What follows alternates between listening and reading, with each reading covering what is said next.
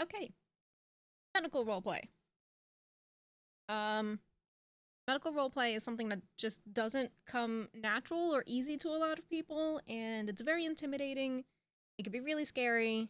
It's a lot of, I don't know what I'm doing. Am I doing this right? Am I going to be made fun of? Oh God, panic. I'm just going to be unconscious, just to make it easy. I think we've all experienced that. We've all done it at some point.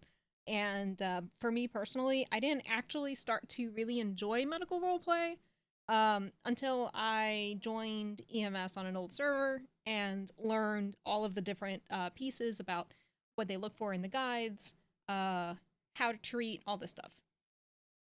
I think the big takeaway here is just I have a bunch of slides to sort of give ideas of how to give medical roleplay treatment from your perspective, from your character's perspective. One thing to note is no one can tell you what your injuries are. It's very much in the same token as no one can force permit you, no one can force injuries on you. All that medical characters, whether EMS or pillbox staff, can do is suggest of, oh, you fell. I'm going to look and see if you have any sprains or fractures going on. And then from there, you can determine yes or no. So that's just something to really keep in mind. Um, no one's going to judge you. I can guarantee you that anyone who ever plays a medical character, they are just happy to be included, happy to be involved, happy to have roleplay.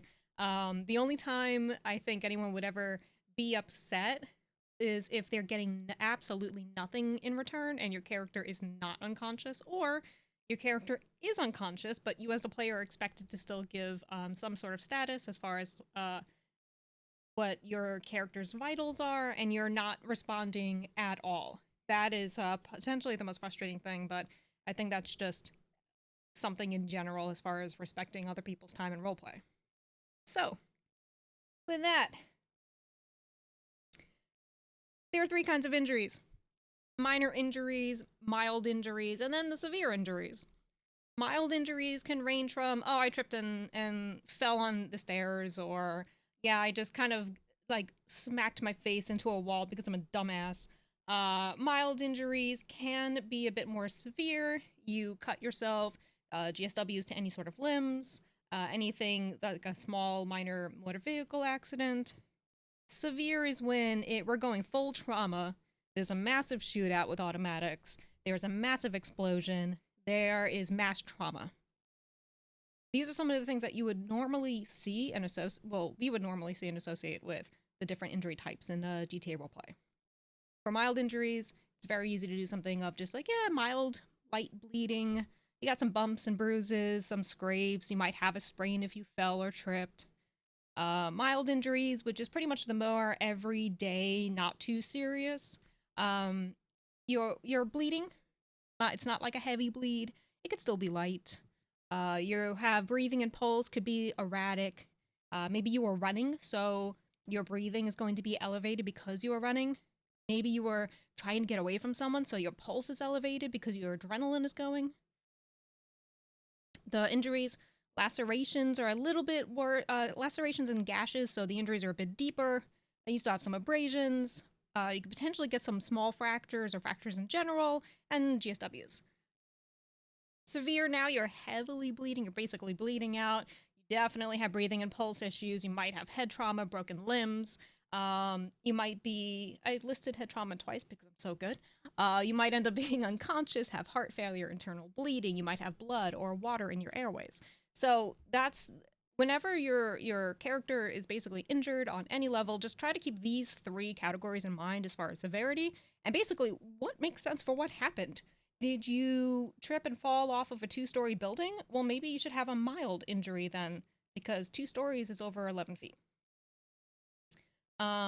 Did you end up getting, like, were you in a police chase and you accidentally hit a fucking propane tank because you took a turn too quick and didn't see it around the corner? Well, now you got severe injuries. Did you were you on your BMX bike, try to do a sick trick and you kind of smashed your face while at the skate park? That probably is going to be a minor injury. So those are the injuries. We also have a bunch of drugs on the server. We have a bunch of drugs. I wanted to list this here because it wanted to help with understanding of like where if your character is going to be using these drugs, what are the side effects? What are the things that you as the player would need to know to impact your character? Weed, everybody uses weed. Super easy to play off of that. It's psychologically addictive. It's not physically addictive. You're gonna get the munchies. I would love to see that role played out more of just your jonesing and going to different player restaurants if they're open. You might have slow reaction time. You could do a status of eyes red, things like that. If your character is using oxy or lean, those are an opiate. They are highly addictive. Again, it's a slowed reaction time. Your pulse and your breathing is going to be lower and slower. Your character might feel a sense of overwhelming euphoria, and with the lack of use over time, they start to feel depression, anxiety, just not as great as they should. And they can potentially overdose. Oxy is very addictive. Meth. Meth and crack are the polar opposite of oxy. They are uppers. You're going to be aggressive. There might be panic. There might be violence and erratic behavior, restlessness. They are very highly addictive. For meth, there's a sense of intense rush. Your body temperature is actually elevated. Your pulse and your breathing are going to be elevated. You're just basically ready to go. Your pupils are going to be pinned. And if it's a prolonged addiction or prolonged use without overdose, you can get acne, picking scars, things like that. Crack. Long-term use, you might see cracked lips. Again, also sweating, pinned pupils, elevated pulse. It's short-acting, so anyone who is addicted to crack, they need to get their hit more often. So these are just, we don't see it very often. And these are just some of the things that I just want to, like, I don't want to say encourage, I really don't. But just help solidify any sort of knowledge if anyone has any questions about, drug use, drug abuse, things like that. If you are going to have a character who is going to be addicted to drugs, and especially ones on the server, just be very mindful of how you roleplay around others. Some players might have, it's basically a read the room situation, where other players might have IRL experience with losing family members or friends to drug abuse, so they might have to excuse themselves from the scene, or might not want to be a part of that roleplay. Just, that is absolutely okay. Just be mindful. Drug abuse roleplay can be very spotlight hogging. All right. Now I have different examples of injuries. Super easy. And this is likely going to be more for like the recorded VOD and everything else if people want to go back and reference this stuff. This is basically, I have motor vehicle accidents, GSWs, falls, explosions, the big few that we see very often in GTA, and how your character can react to experiencing these different injuries. Motor vehicle accidents, there's going to be, for all of these, is going to be a major and a minor. For minor, you're going less than 50 miles an hour, you weren't ejected from your vehicle, you might have some whiplash and pain in your neck, you might have some scrapes and bruises, your pulse and breathing are going to be elevated from the trauma and adrenaline, you might have some mild bleeding, no head trauma or very mild head trauma if you like hit your head against a dashboard or something, and your pain levels might be a bit mild. So we usually do a pain scale of 1 to 10. Anything with a minor motor vehicle accident, in my opinion, from what I've seen, could be anywhere from like a 2 to a 5. Major. So now you're going over 50 miles an hour. You possibly were ejected from the vehicle as well. It doesn't have to be an ejection. I know on our server, seatbelts work until I think you go over 120 miles an hour, and then they can fail. For this, potential injuries, you can have road rash, fractured or broken limbs, embedded glass, and debris, especially if you ejected, or especially if you definitely turtled or really crashed out. You might have some embedded glass in your limbs or in other parts of your body. You might have some road rash or debris of like different gravel and things that are like embedded in your arms. Pulse and breathing elevated again, high action moment, your body's going to react. You're going to have a heavy bleed, and there might be some head trauma. There likely will be head trauma. And when it comes to head trauma, the way that this is usually role played out, especially with EMS or pillbox medical characters, is we do a pen light test.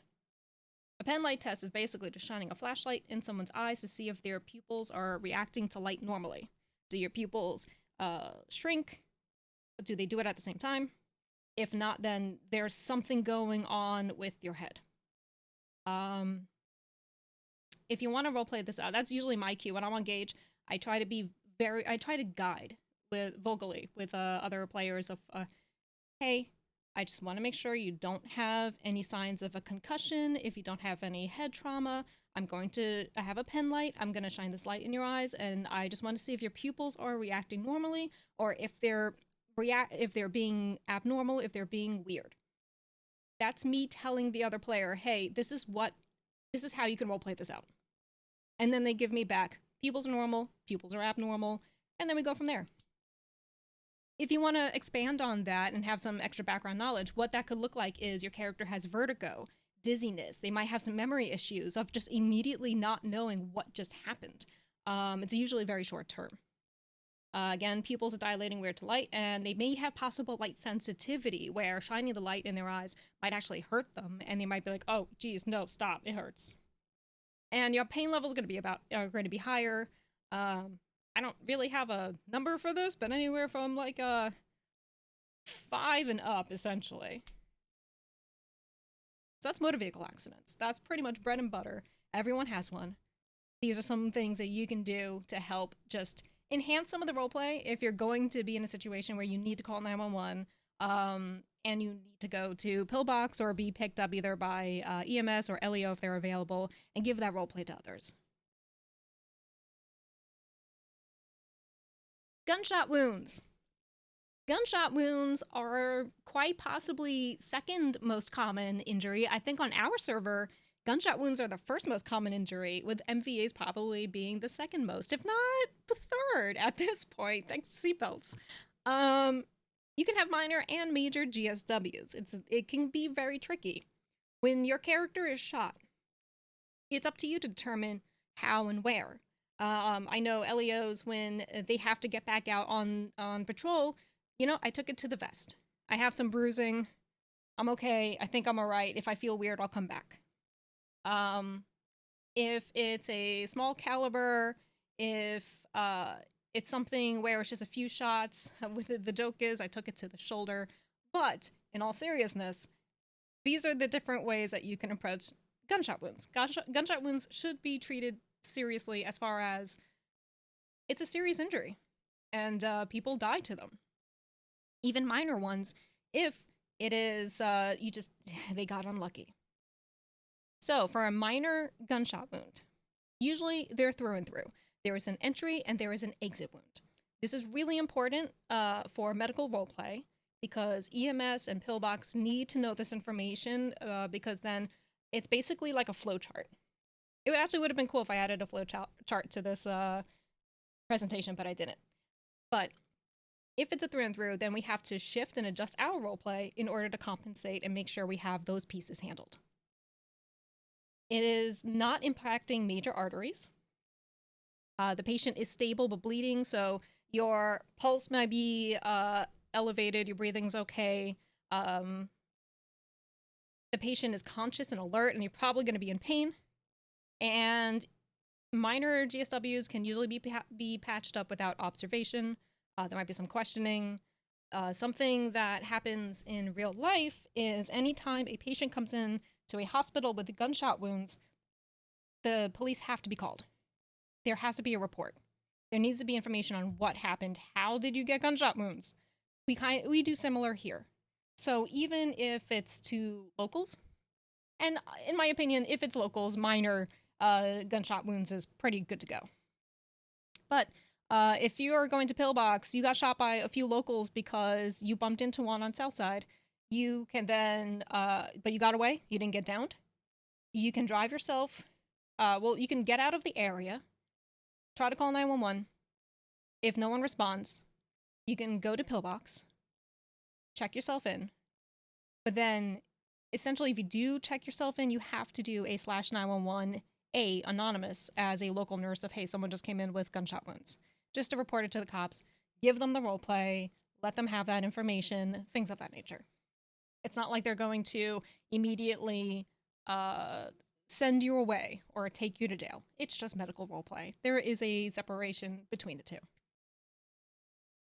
Major gunshot wounds. So major gunshot wounds, anytime you get shot to the chest cavity, the head, or the neck. The reason for this is you have major organs that could be impacted and hit. Also, the lungs. If you have a GSW to the chest and you have an entry wound, or you have any sort of entry or exit wound at all, whether it's a gunshot wound or a stabbing to the chest, suddenly air is rushing into your body cavity and your lungs are failing to inflate. It's causing pressure on your lungs. So it is always a major concern of, oh shit, we have to get this fixed as soon as possible. If your character has ever had a GSW to the torso area or the neck, because it can impact the airway of the neck as well, it can collapse the airway of the neck too. You will always see EMS role players do a /me of, puts chest seals on the wound. It's a adhesive bandage that stops any airflow from getting in, stops the bleeding, and basically allows the lungs to reinflate so you're not going into, there's a phrase for it. I can never remember the phrase for it. Hypertension, pneumothorax, or something. Anyway, the bullet can be embedded. When the bullet is embedded, it is going to cause more harm, it is going to cause more injury, it is going to cause more pain. And that requires surgery. So that gives the pillbox staff something to react off of. It can impact major arteries and organs. Now, for the mild, I did say gunshot wounds to the limbs with an asterisk. There is a large femoral artery in your thighs. So yes, you can get a GSW to the limbs is seen as minor, and it can be packed with normal gauze. But if you hit that artery, you're going to be bleeding out very quickly. The patient is not stable. They're bleeding heavily. They might have internal bleeding. They might be slipping in and out of consciousness because of it. The pulse and breathing are weak, mostly from the bleeding out. I was also thinking you could break a bone from a limb shot as well. If it's a high caliber, like a large caliber, absolutely. You can absolutely get a splintered and fractured bone as well. If it's a pistol or SMG, that's less likely. And it usually requires surgery and overnight observation. With this, keep in mind the scenario that you're in. What makes sense? I was shot point blank with a pistol a few times. That's probably going to be more major than I was shot at a distance from a local, which would be minor. I was shot at a distance with a carbine rifle because I got into a shootout with the cops because of roleplay reasons. That's going to be seen as major because it's a high caliber round. So just try to think of the scenario of what led you to get the gunshot wounds in order to appropriate play, whether it's minor or major. And again, it's okay to get this wrong. No one is going to judge you. Just use your best judgment and do it to the best of your ability. Personally, I recommend that if you have a major gunshot wound, rest the character. Rest the character for a couple of hours, rest them for a day. That will take time for your body to recover. For my character, Ness, she was shot up 4 days in a row. One was to locals, and I always treat gang locals like I would a PvP situation because to me, they're part of a group. So if I get shot by them, even if I get away, I'm going to call 911. Hey, there's a woman who got shot. I'm going to respect those injuries. That's my choice. She was shot by Vagos. She was shot by other people. And after a while, even after I rested her for hours or I would rest her for a full day in the hospital staff were suggesting, hey, we want to keep you for overnight observation. We're really concerned. It was also, she potentially re-injured her old injuries by being dumb and getting hurt. So now I'm doing /me's of is invisible pain whenever she's walking around and doing stuff. It takes a toll on your body. So definitely rest your character is my recommendation. Falls. Everyone falls. Everyone's a derp. Mechanics happen. Nonsense happens. Minor falls can be from less than 1 story, which is 11 feet. I don't know what that is in global units, but I'm sure someone can convert that. You would likely end up having scrapes, abrasions, and some road rash, depending on how you fell. If you fell into dirt, you might have some, like, a dirt and grass kind of, like, redness and such. You can have a sprained or twisted wrist or ankle, depending on how you fell. Usually, when people fall, they try to stop and break their fall by holding their hands out or trying to correct themselves, so that could be a thing. Your breathing and pulse are going to be normal, and you're likely not going to have head trauma because the height wasn't too high. For something that like this, a minor injury, it's okay to go into an injured walk and walk yourself to pillbox and say, hey, I fell, I just need to be looked at. I have some pain, like my ankle feels weird. I got some scrapes. I think I'm okay though. A major fall would be from a height that's more than 1 story building, which is more than 11 feet. That's most of the buildings around the city in Los Santos. I also forgot to remove the caliber thing, so forget that. So this would look like scrapes, abrasions, and road rash still. You could have a twisted ankle or wrist. You might have a hairline fracture as well to any of the bones that are going to be impacted by that fall, depending on how high it is. A high caliber fall. Yeah, okay. Look, I try. 3.5 meters. Okay. Breathing and pulse are likely going to be elevated because your body is reacting, and you could have signs of head trauma. You fell from a tall height, you try to correct yourself, you accidentally hit your head, or you slipped backwards and such. That, again, head trauma, ways you could roleplay that out. You could be dizzy, have vertigo, short-term memory issues. Your pupils are reacting to light abnormally, like one is dilating faster than the other. One's not dilating at all. Neither are. So those are ways that you can roleplay around major falls. If you have a major fall, I would recommend calling 911 in the server and say, hey, I fell. I feel really sick. I don't really like, I need someone to help. Burns and explosions. Burns and explosions are my personal favorite because there's something wrong with me. Minor burns. Minor burns are essentially a small flame. It could even be something as simple as I'm a dumbass and I held a lighter to my hand. There is no explosion. There could be redness to the area that's burned, which is considered basically a 1st-degree burn. So if you want to remember that, it would be a 1st-degree burn. There would be sensitivity to the touch. Your breathing and pulse are going to be normal. You're going to have no head trauma because it's just a burn. There's no way you hit your head unless that's something that also coincided in a different way. You're going to have mild pain, and usually the way that it would be treated is with like a saline wash, bandages, and it shouldn't need any observation. You might get some ibuprofen and sent on your merry way. If it's a major explosion and burn, so this is a large flame, like a Molotov being thrown at you, or it's an explosion. Think of the gas stations exploding when you go to fuel your car and your car is still on. You're going to have redness and blistering to the area. Sensitivity and pain to touch. You're going to have breathing issues, especially if it's an explosion because you're inhaling whatever inhalants are in the air from the smoke of the explosion. And you're going to have pulse issues. Your body is trying to correct itself. So that could either be, if you're bleeding from the explosion, weak pulse.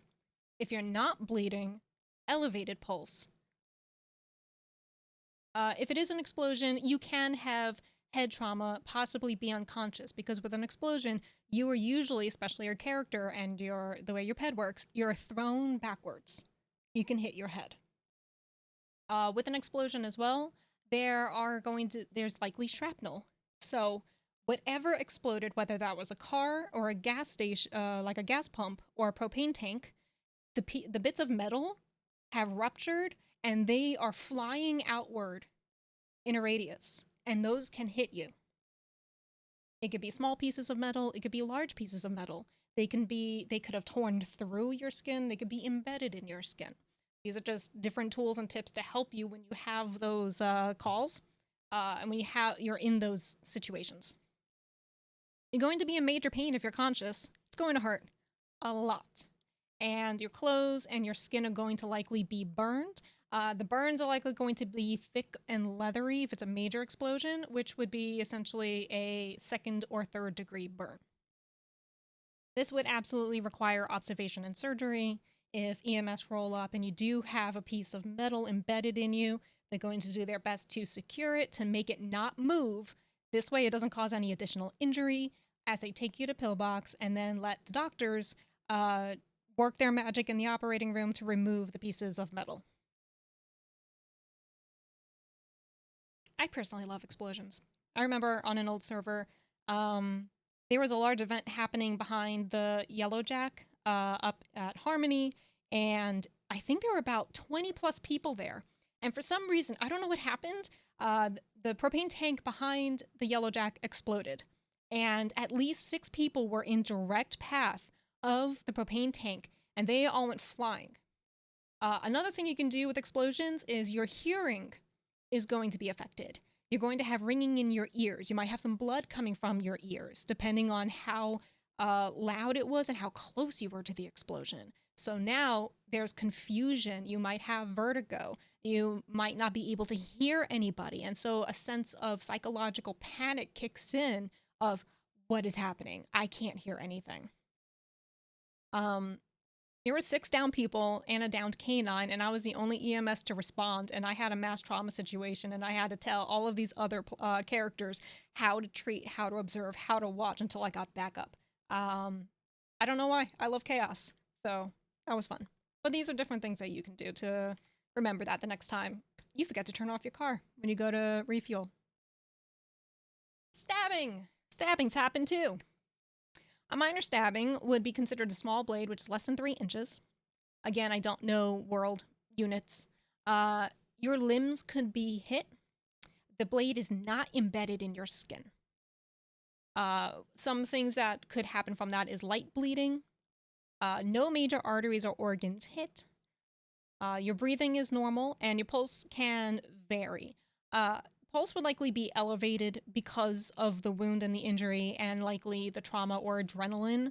I usually go an elevated pulse anytime there would be any adrenaline associated with how I got that injury. You would have no head trauma unless you also tripped and fell, hit your head. But if you're just stabbed, you're not hitting your head unless someone stabbed you in the head. That's a whole other thing. And your pain levels are likely going to be mild. For major, it's a large blade. It's more than 3 inches. It impacted your torso or your neck is hit. The blade could still be embedded. You have heavy bleeding. A major artery or organ was hit. Breathing could be affected if you were punctured at the rib cage or other parts of the torso. And your pulse could be weak because you're bleeding. Again, no head trauma unless something else happened. Your pain levels would likely be higher. And if the blade is embedded, movement can further impact the injury and cause further injury as well. I have once had the unfortunate pleasure of seeing somebody get stabbed in the hand IRL in front of me.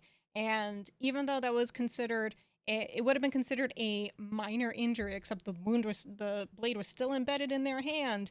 There was a lot of blood and pain. So that got kicked up to a major injury. So those are the bread and butter, what everyone basically goes through. And now the way that you can roleplay this out, very quick examples.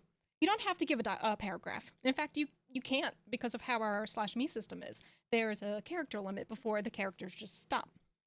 But here are super simple, easy ways that you can react and you can feed and guide the roleplay. On those previous slides, a lot of what I was saying was, this is something that could happen. This is something that could impact you. This is something you could experience. It's basically use your best judgment. How did I get the injury? What were the circumstances? Where did it impact? Where do I want this to impact me? How severe do I want this? EMS and pillbox role players, again, will never tell you what your injuries are. All we're going to do is /me checks for injuries. And then you can respond back with what your injuries are. Or we could do checks, breathing and pulse. And then you can give what your breathing and pulse are going to be. So here are some examples of ones that even I've used. And it's just very quick. This guides the roleplay and tells EMS and pillbox how to react to the medical conditions I'm giving them. Medical roleplay is very much a silent, it can be or one-sided, back and forth dance of /me's. EMS or doctors can approach, checks injuries. Then you give them the injury. /me has multiple GSWs to the chest. /me has a weak pulse. Then EMS and doctors go back. Okay, now they're doing /me's to take care of those injuries and then go from there. Pillbox staff, EMS players are really good at guiding and vocalizing what they're doing in order to help you understand what they need from you. I know Rex, Dr. Rex is fantastic at whenever he's in the operating room and he's by himself without the other nurse players, he will then do Nurse Nancy or Nurse Betty. It's basically an invisible NPC that he calls into the room, and what he's asking for essentially is for you to give /me's as you're like pretending that Nurse Betty is helping assist him by making sure that the patient has an oxygen mask, or if there's blood in the airways, that they're suctioning out the blood. This way the airway can clear up and he can start to go through and continue to work on surgery. It's very much like I said, it's a delicate dance. If you ever want to perma a character, that is your choice. Medical personnel are never ever going to say, well, I tried, and you're still laying there on the operating bed going, excuse me, hold on, I'm still here. And as medical players, we also understand that there is an unwritten contract that when a player is ready to perma their character, they're going to do it no matter what. I think it's one of the hardest things that I have to do when I'm teaching anyone who's new to EMS, because your first perma is always your hardest that you experience when you're on shift. The first one I experienced on shift as Gage on this server was actually a medic who died. And out of character, I lost my shit. I was bawling my eyes out. It's always rough. It doesn't matter how many times. But we also know that's the player saying, I'm done. I think this roleplay that happened was really impactful. I think I'm good with my story. I'm ready to retire this character. There will never be anybody who will try to influence you or talk you out of it, and nor should they. All that medical personnel will do is go through the roleplay. They can get AED pads out. They can try to put you back into surgery. They can try to make sure that, they're trying to get a pulse back. They're trying to get breathing reestablished and put you on a ventilator. But just like IRL, when the body is done, the body is done. And we respect it. So that's also something to think about when it comes to perma situations. ICU holds. What the fuck are they? They're interesting. So there's a difference between an ICU hold and a police hold. An ICU hold is usually associated for your character needing more medical observation. And all it does is really continue roleplay with pillbox staff. It also adds to character rest with pacing. If your character had major injuries, like I noted before, rest them. Being on an ICU hold is basically a good excuse to take a break from that character, but you could also still log in occasionally. And you can target your bed in order to page medical staff if those characters are online, and you can talk to them, interact with them. So it's not like you have to be off the server, it's just your character is not going to be up and about and walking around outside of the hospital. This, as far as pacing is concerned, this adds to the severity of what injury happened and why it happened. If there was a shootout and your character got seriously injured, putting them in an ICU hold where medical staff, medical characters can continue to observe them, make sure they're okay, is essentially going to impact everybody else outside of Pillbox by them going, where the fuck is this person? What happened? How did this happen? Are they dead? And now they have to figure out their parts of the story. So even if your character is not directly out of Pillbox yet, there's still a large ripple, and roleplay always has ripples. So try to think of it that way. You do have to respect the hold, as far as you can't just say, well, fuck this, I'm leaving anyway. But it is up to you to determine how long the hold is. All that EMS and medical staff will ever do is say, I recommend you stay for a couple of days. Or for LEO characters, hey, you just got into a serious shootout. I recommend that you stay off shift or do light duty for a couple of days. A couple of days can be a long time in the realm of roleplay. You could be like, you know what, I'm good to rest for one night and then I'm ready to go back out. That's entirely your choice. And it's up to you if you want to roleplay out, releasing them earlier. That's okay. No one's going to force you. If it was something serious enough, though, where they probably should have rested a little longer, there could be repercussions to those injuries if you get injured again, such as old wounds reopening or having complications with healing. So just keep that in mind.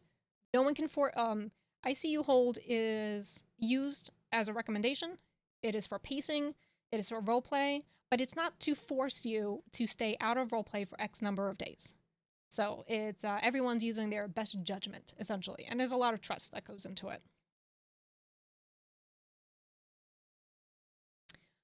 Police holds. Police holds are different. This one is harder. This one it is used for medical observation and potentially police questioning. It is for roleplay with both law enforcement officers as well as pillbox staff. Now, it does add to character resting and potential investigations of what happened, why did it happen, and anything that the SASP have to do. It's still not a punishment on an out of character level, but it could be a punishment in character depending on the situation, the circumstances, and the investigation. For this one, you must respect it. This is not a recommendation. The ICU hold is, for the most part. Police hold is not. Police hold is, you will get from LEOs, you'll get /me is cuffed to bed. What I personally like to do, just to visually reinforce it, is I like to leave a scene of cuffed to bed. Some people might consider that power gamey, but because I'm the victim or I'm the patient, I'm putting the scene down. I'm okay with it. And it just tells others who come into the room, oh, yeah, there's a hold. And usually medical staff will put a sign on the ICU door of hold. This way everybody knows. Yeah, police holds are usually used if your character is potentially connected to a crime and was hurt. And sometimes it is just for questioning so they can understand what happened.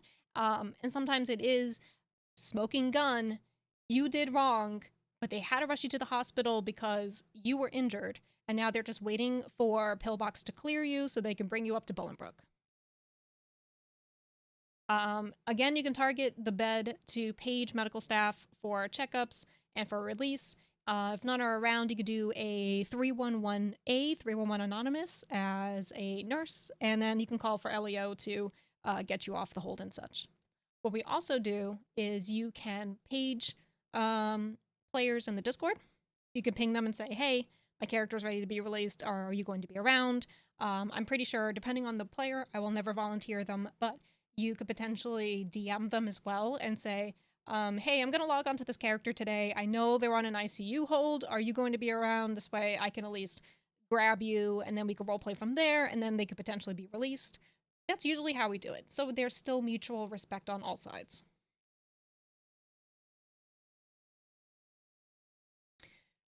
Here are some helpful tips when it comes to medical roleplay, because it's still big and scary. Google is your friend. We use it all the time. I had somebody the other day who had a broken rib, and I'm like, shit, how the fuck does EMS handle broken ribs? And I was literally on scene, mid roleplay, Googling EMS trauma broken rib. This way I can make sure that at least my roleplay is pretty standard. I don't need all the details. I just need to know, okay, what kind of bandage, what kind of treatment, what kind of triage do I need to do? You can totally do the same thing. You can Google motor vehicle accident symptoms, overdose on X drug symptoms, broken leg symptoms. You can Google. Google is your best friend when it comes to medical roleplay. Don't be afraid. You can use the medical guide in the in-game /help for quick references. It doesn't go into too much detail. It just does the different pain levels or severity levels from light, medium to severe. This way you could at least remember those tips of heavy bleed, light bleed, head trauma, non-head trauma. And it really helps for when you're in the moment, adrenaline's hitting, you as the player are just like shaken and going, shit, fuck, what do I do? This could help. You guide medical roleplay with your /me's to medical characters. You will never power game you. If you have any questions or you're lost or confused or you're freaking out going, I don't know what to do, you can always DM those medical characters. They like you could always DM me. If I'm on Gage, I will never sweat it. Medical roleplay is your choice and no one can power game you. And we aren't going to judge you for your roleplay. I promise you. I think it's probably the biggest hurdle to get over of accuracy. You don't have to be super accurate. Just accurate enough and vague enough so it looks accurate. Just like I did with the /me's before. Google big friend, yes. No one is going to judge you. I would judge you. This is the only time I would ever judge somebody for medical roleplay. They just got shot to shit. They have a sliver of health left. They limp their ass to pillbox. They say they were shot. They get treated. They ignore the ICU hold, walk out the doors, and go, I'm perfectly fine, everything's great. Or in the middle of the roleplay, they just don't fucking do any /me's. They don't respond. They don't give me anything. That's the only time I'm going to judge somebody. Because at that point, it's like, oh, you're not really here to respect the roleplay, are you? All right. Cool. You don't need to be mechanically downed in order to have medical roleplay. So like I noted with the minor falls and the minor injuries, even if you're down to like 75% health, or let's say you're stressed out, go to pillbox. I've done that before where I was ransacking a bunch of cars and my character was stressed out, and go to pillbox like, hey, my pulse is elevated, I'm feeling bad, do you have anything? Can I just get looked at, please? That's totally okay too. It's all about sharing roleplay. Please use 911 for even minor injuries. EMS love calls whenever they're around. And it could be a slow shift for LEO, so LEO might also respond too. Yeah, if you're stressed out, pillbox will treat you. If you are downed in a situation where your character would not be able to get to their phone, let's say they are downed in a gang area and they're unconscious, you can do a 911 anonymous, 911A, to call emergency services as a local. Hey, there's a guy bleeding on the street here. That's all you have to do. And at least the ping and the alert will go out. Just to help enhance medical roleplay, you can use /killme to down yourself, to give yourself an immediate injury. So if your character is using drugs, but you don't actually want to wait and use multiple doses for the overdose effect to happen, you can do /killme. If somebody attacks you and punches you a few times, and you just took that one clock perfectly to the head to cause whiplash and it's lights out, you can do /killme instead of standing there awkwardly as you're getting pummeled and you're waiting for your health to deplete. Whenever you are injured or even when you're leaving pillbox, there's some visual cues you can do to help push the roleplay of, yeah, I was hurt. You can set your walk to injured to show that you've been hurt. I personally like doing this when I'm entering Pillbox on my own or when I'm leaving Pillbox and I know it was a serious injury at some point. You can have a status as well of to display your injury. Like has bandages on their arms, looks like they're in invisible pain, things of that nature. And we also have clothing options too. We just expanded it so female peds have the bandages on their torso. So happy about that.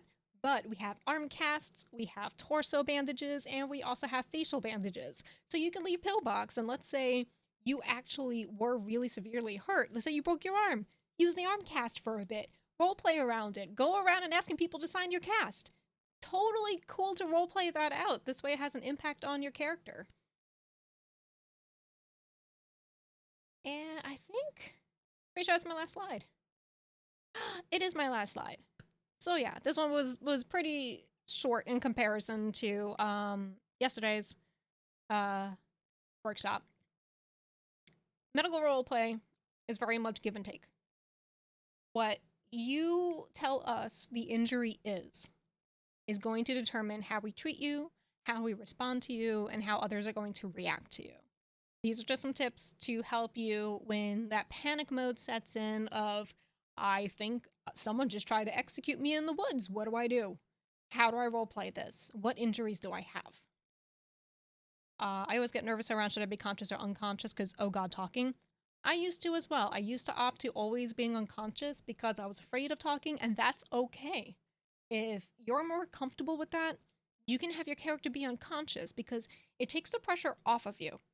But still respect the role playing, still do /me's of giving us the status of what your vitals are going to be, how your pulse is going to be, if you're bleeding, because we're still going to need to visually, in character, see those things, even if your character themselves is not going to be actively responding. It's also sometimes hard to do pained noises. I had to learn because I was getting feedback that my pain noises did not sound pained at all, and I was like, oh, I'm gonna just go unconscious to make this not be uncomfortable for anybody. So yeah, it's a whole learning curve.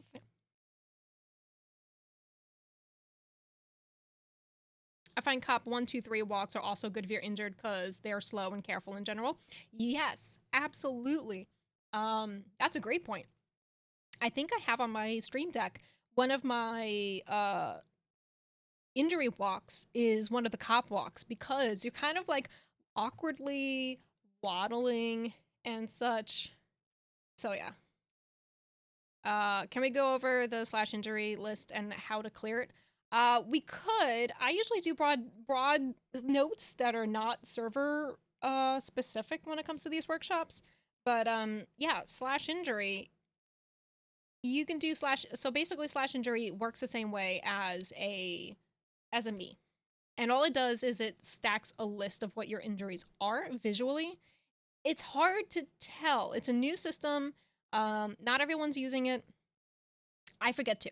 I'm so used to /me's. But if you do /injury, they will appear over your head like a me.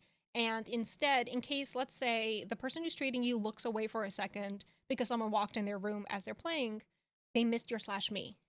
Now they're screwed and they have to, in out of character, be like, hey, what did you say? I totally missed that. Can you just repeat that again? To make it less awkward, you do /injury. Because then, if that person did miss it, they can go into the F1 menu and they can see the list of injuries that you typed out, and then they can just keep on pace and keep track with what the injuries are.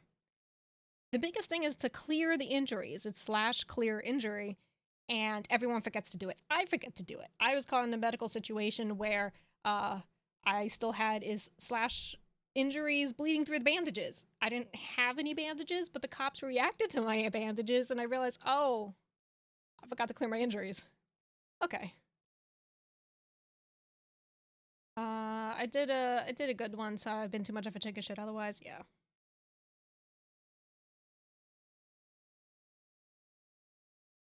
I'm not going into cop medical versus EMS medical. This is about teaching players how to do medical roleplay, not how to deal with like the intricacies of LEO versus EMS. LEO versus EMS, LEO is just gonna slap a sea collar on you and get you transported. This is about how do I understand how to medical role play because I'm scared and I don't know what the fuck I'm doing. The other thing is, sorry, I'm reading chat right now. Brain's going burr right now. The other thing is, medical, like EMS medical, they're not cops. If you're going to be picked up for a medical reason, and it is a cop, it's a medical reason. They're not going, like, unless the situation calls for it, and that depends on a whole lot of LEO things and intricacies and details. Most of the time, it's literally just a medical call. Don't be afraid to give the role play just because, oh god, a cop could appear. Oh no, I have to hide. That's not what it should be at all, and that's not how it's treated at all. It is there for a medical situation first, and if it turns out that the situation surrounding the medical call is suspicious, then LEOs can investigate later on. They might put you on a police hold if for questioning, things of that nature. But don't try to scurry your way out of a medical call or have your friends transport you to Pillbox, which is kind of a rule break of ours anyway, just to get out of an interaction with cops because you did bad. It's okay that you did bad. We want people to do bad. It's roleplay. It's fun. So yeah, medical stuff. I don't know if anyone has any other questions and such. It's super high level, super broad, but it's just to try to give tips and tricks and tools and such to help you if you're in that situation and just to help reinforce you're good. No one's going to judge you. No one's going to freak out. I know as myself as EMS, I am never going to go super detailed on how I'm going to treat somebody because I also personally don't like going super detailed. I like keeping it pretty light and breezy and to the basic bullet points it needs to be. And the way that I train EMS is very simply the same way. They can go into more depth and detail about different procedures, different tools, and different things that they have to use that. They don't have to. It's all about your own comfort levels as a player. As long as you give something, and as long as you're willing to interact, and as long as you're there to give roleplay, I think everyone's happy.